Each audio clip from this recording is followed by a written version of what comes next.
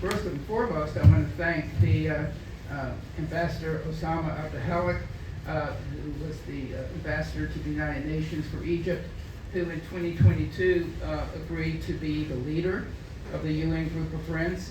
He sent out a letter to all the missions at the UN, inviting them to join the UN Group of Friends, and Egypt continues to be a very strong leader in the UN Group of Friends, and it's really great to have my longtime colleague, Dr.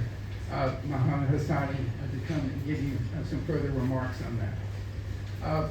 The UN Group of Friends has grown. That photo on the left was the opening meeting during the UN General Assembly in 2022, where we had about 12 countries, as I mentioned, come up to the podium to express solidarity. We've had an annual meeting thereafter, focusing on certain key events, key issues that were in front of the UN General Assembly.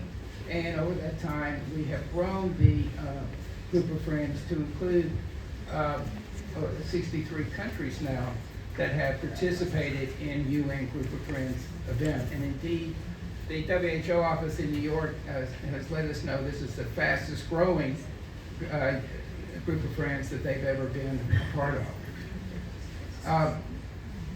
Part of this is that we actively go out and engage interests. We, with Dr. Ali, who you'll be meeting here in a moment, we go and do one-on-one meetings with missions in New York. Let's just give you some examples of the missions we met over last year. We do a lot of calling, a lot of interaction through email and by phone to enrich their interest. And so that advocacy has built this diverse representation within the Group of Friends.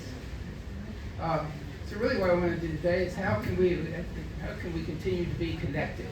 What are we doing at the global level to what's being done by you at the national and local level? So we're truly building a coalition that's increasing in power because we're in touch with each other and we're amplifying messages and learning from each other. And that's what the goal of our few minutes today together are. So as I mentioned, I'll be introducing several representatives from WHO. Professor Mohammed Hassani, the Assistant Minister for Public Health Initiatives and Projects in Egypt. Dean Lee, President of the World Hepatitis Alliance. Nita Ali, my colleague in the coalition, to give you a little bit more information about the scope of activities we have underway, give you time and encourage you to give comments and ask questions, and then looking ahead to announce a ministerial declaration that we are seeking, or the UN Group of Friends is seeking to have adopted as at a side event at the World Health Assembly next month in Geneva. So it's my pleasure to invite Teresa Casiego to the podium. Thank you.